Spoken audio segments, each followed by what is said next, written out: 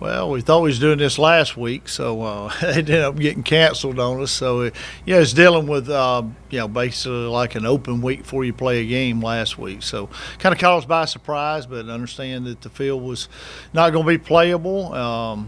Unfortunately, we didn't get to play this weekend, so just readjusting your schedule, handling that, keeping you guys focused, and getting on to this week with a home game with Tennessee Tech. So it's pretty much what we've been doing. I think we've progressed in the right way. Had a really good practice yesterday, and the positive, negatives of that is and this, you got to take the good with the bad, I guess. One, they played a full four-quarter game. It came down to the last snap of the game, really. So their guys got a game on us, and we hadn't played, so that's never a positive. But I do think the positive is we got to see who their team was and their personnel and things like that. I think we was having a difficult thing, preparing, just because teams have got 4 games on us from the fall, so they kind of know what our team's like and what the personnel looks like. So we got to see that on Tech. So that's I think helpful for sure. I wouldn't call it an advantage, but I would say helpful. So you're just looking at that game on Sunday with M&P is a really good football game. You're dealing with a solid team that you got to beat. They're not going to beat themselves. They're going to be in the right spots and tackle defensively, make you drive the football, not give up big explosive plays. Offensively, they don't do things to get themselves beat. The quarterback's a winner. He just finds ways to, at certain times in the ball game to help his team win. He's not just a game manager. He can throw the football really well, runs very efficiently and physical. So they got a good football team. Just solid. Total rehaul of that program. Coach Alexander's done a great job, from turning that deal around when they couldn't hardly win a ball game to where they got a solid football team.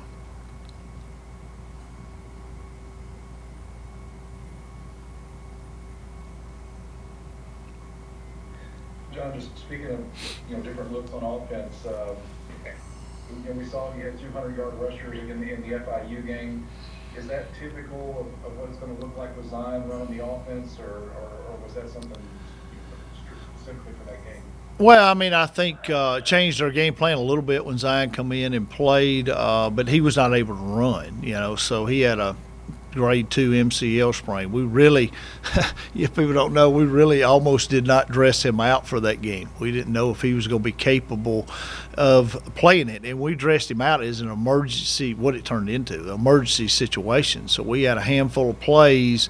We went into that game to where he was basically going to be immobile to run the offense. So that's kind of, you change your whole deal after the first drive of that game with him. So we'll look totally different with him this spring than we did in that game. But indication-wise, we do want to run the football, but we do want to be balanced. So we've always wanted to be a balanced attack. Some weeks, dictate, if you may throw it a little more one week if they're packing the box, or you may run it if you can get them spread out of the box. So I think we're going to be able to run the football much better than we did in 19. I think we proved that in the fall. We're just better up front, both sides of the football. So I think, we got to be better stopping the run, and we got to be better running the football. And we've always made a commitment to that here, and we'll continue to do that. And I think the 19 struggles both sides of the ball. It boiled down to that simple fact. It was stopping the run and running the football. So you're not going to have a really good team if you can't do those on either side of the ball. How much more dynamic is the running game if Zion is full go and able to be part of it? Changes tremendously. He's your true dual threat guy. So you can do a lot of you have to count for him in the run game, for sure. If you don't, he's gonna hurt you. So, we're not gonna run him a lot, but there'll be times in the game where we do run him, and he'll have the option to run on several plays. But we're still going to RPO and still throw the ball down the field. One of the things he does, he throws the deep ball really well. So we will try to get matchups down the field, to throw the ball deep. So, like I said, he's got a good arm as well. So he's not just a runner. How comfortable is he with you like? Very comparable. I think there's a lot of similarities there in those two guys. And Zion's been here a while, so he's gotten more comfortable with the offense as we've went along. So I think that's kind of helped him progress as a quarterback. So his knowledge of the game is much better than what it was as, say, a freshman. When he wasn't quite ready to play yet. And like I said, he's ready, and I think he's ready to shine in his time, and his time's now.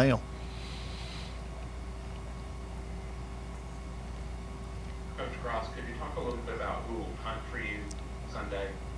Well, you see a mixture. We'll have two guys that will punt, so we'll, we may flip a coin when we go out there to see which one goes out first, but we got a lefty and a rightly.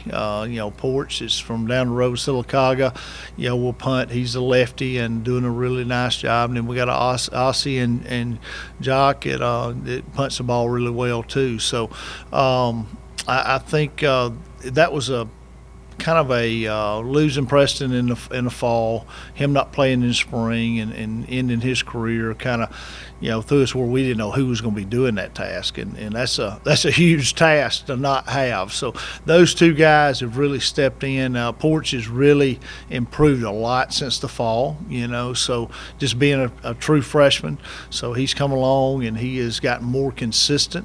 His problems in the fall was consistency, so he's gotten a lot more consistent. Feel good about him. And then neither one of them have got any game experience, so we'll see when we get to Sunday. And goal is not to punt a lot, but when we punt it, just punt it efficiently. So hopefully those two will play well. They've been doing really well in practice for sure.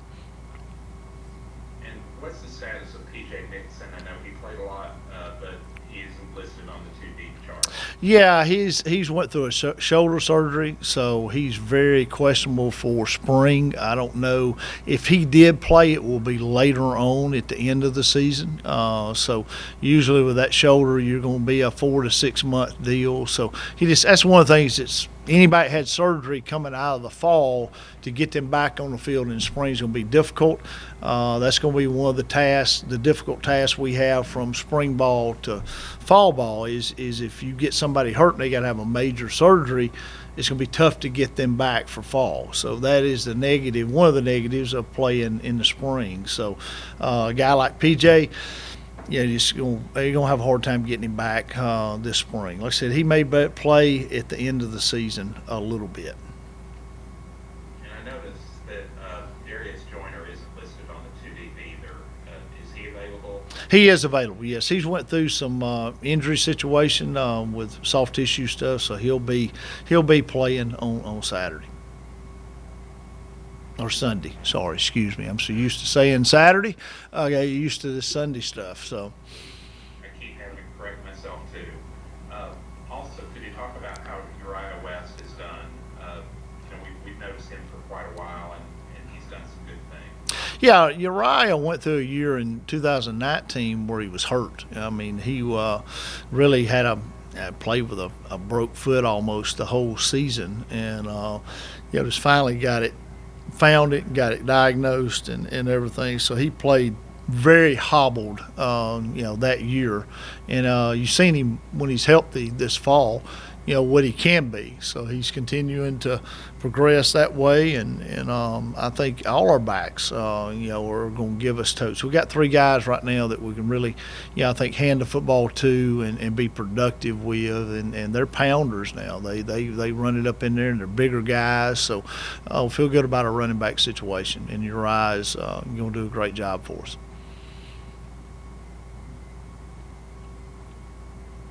Hey, John. Yes. How much of the first week did you get to watch? Did you just focus on Tennessee Tech and Austin Peay, or did you check out any other spring games? And what did you think about the quality of play in the first week? I caught just a little bit of a couple other games. Didn't watch a whole lot. I think you've seen some teams that played some lower level schools, and you had some blowouts, kind of some tune-up games before they got in their conference play, which were conference only.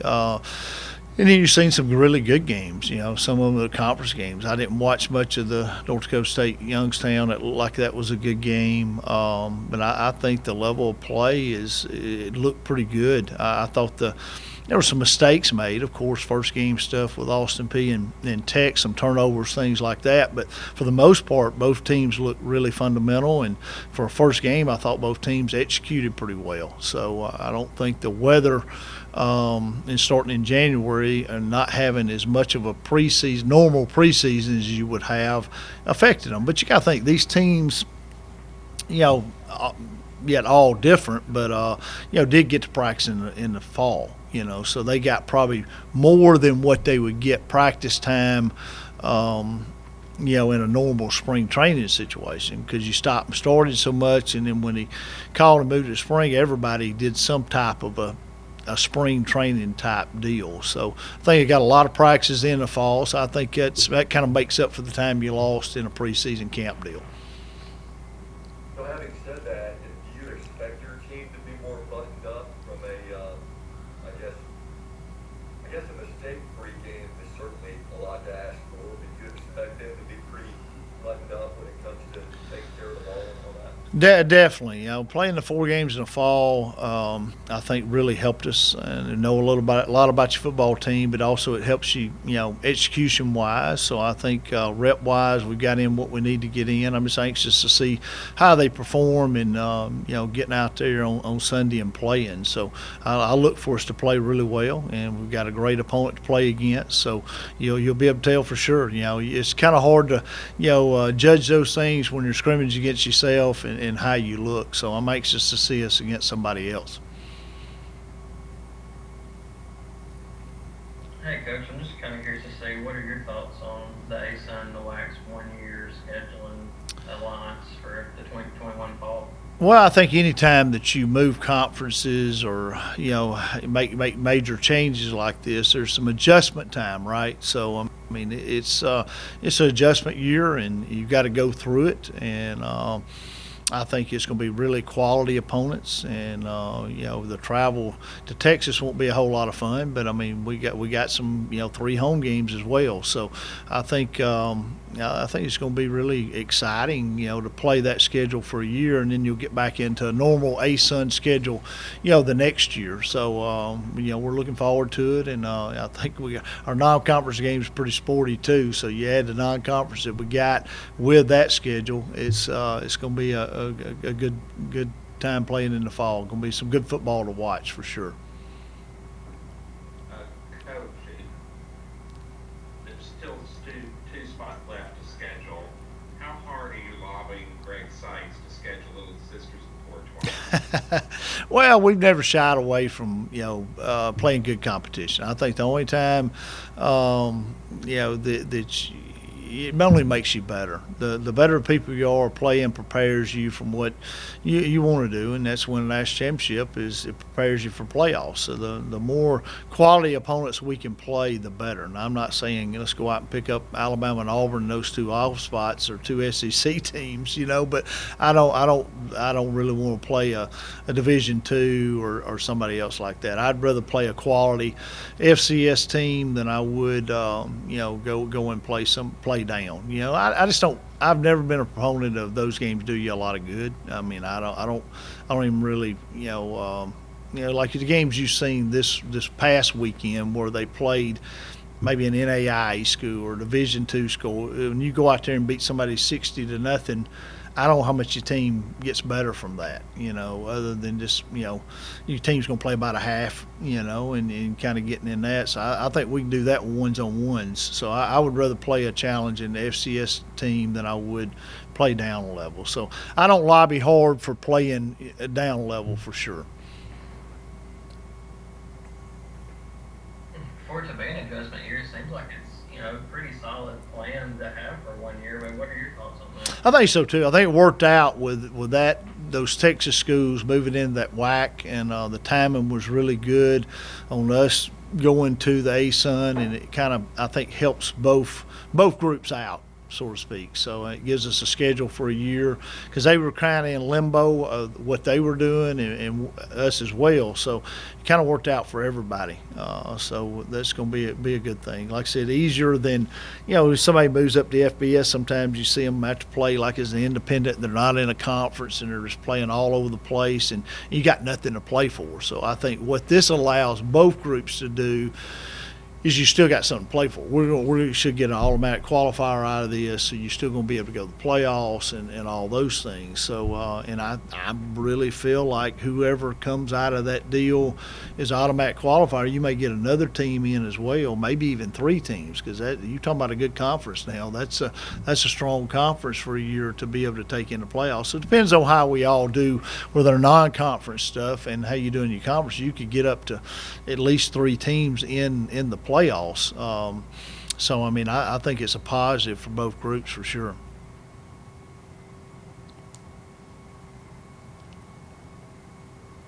Nicario, it's Joe Medley with the Anniston Star. You go up against your offense in practice, and can you talk about what kind of a different challenge it is with Zion at quarterback as opposed to what was, with Coop at quarterback? Well, the difference between Coop and Zion is Zion a little more mobile. He's a little more quicker and faster, so you have to be more aware of him breaking out the pocket. Or quarterback draws, just a few more quarterback option plays, speed options. They run a lot of read zones, so with him at quarterback, you got to be on the lookout for that. He can make a lot of plays with his feet.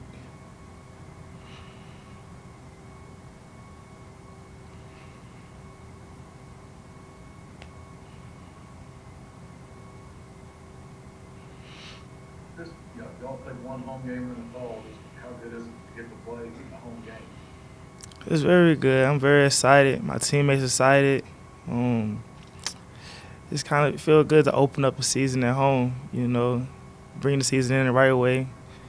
Get to show the fans what we've been working hard for, and show Jacksonville and represent very well. So that's what we're gonna do.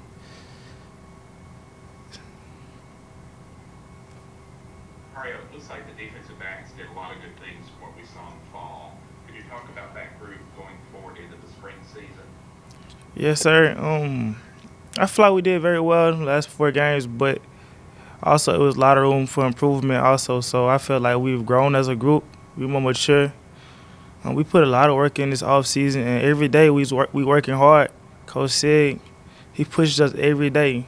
It's not a day I've been here that we have not worked hard, and we learning something every day. We improve every day, and we growing and maturing every day in the back end. We understand that if nothing get behind us and if we make our tackles and we play very good, we're going to win the game. So, we carry a chip on our shoulder back there too. We feel like we're a very talented group, but we also got tools and we have threes, and we all compete every day, make each other better. You seem to have adjusted pretty well coming over to Jacksonville State. Does it feel like you've adjusted quickly? Yes, it wasn't at first when I first got here. It was kind of, I'm not gonna say a hard adjustment, but things went kind of slow because I came here for like 2 or 3 weeks and we were shut right down because of COVID. So come back in the summertime, that's when I kind of, started to be around my teammates more and coaches, and get an understanding for how the system go from workouts to meetings to the area, what foods, everything I like to eat around here, and just getting adjusted to the weather. It's different from Atlanta, so it's just a big adjustment. But now I'm ready. I'm comfortable. I love all my coaches. I love talking to my coaches. I feel comfortable. I'm in the building now. So, yeah, it's home now. Your favorite place to go to eat? I like Struts. Honestly, I like Struts. I love their wings. Wings my favorite food, and I love to go get their wings.